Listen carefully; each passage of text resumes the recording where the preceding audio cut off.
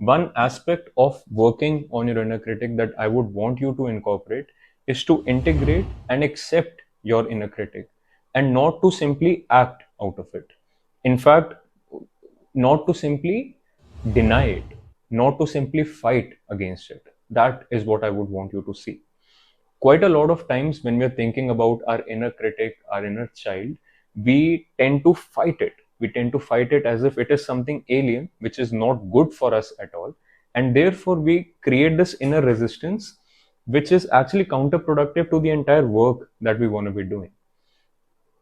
What I mean to say is that your inner critic, your inner child, is basically something, it's a part of your psyche which is mostly unconscious, and it is coming up time and again for you to actually accept it, for you to actually see what it is saying and not fight it.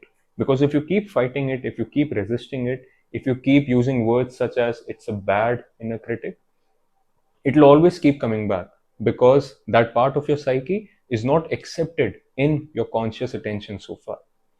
Consider this example. This is something that usually lands when you're thinking about your inner critic, when you're thinking about your inner child. Consider it like a nephew that you really love, a very young infant whom you really love.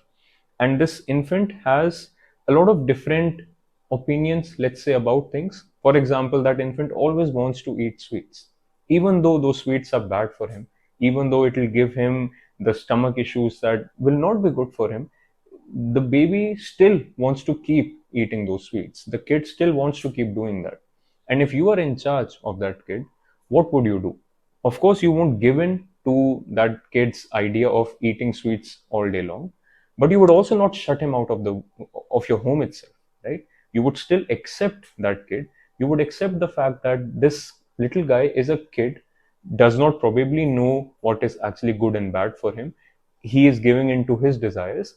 So even if you refusing sweets to him makes him cry, makes him shout out loud, you would still love him, you would still accept him, but you would not give in to his desires. And that is exactly the kind of relationship you should have with your inner critic. So listen to your inner critic, accept your inner critic, but not every time should you be acting out of your inner critic.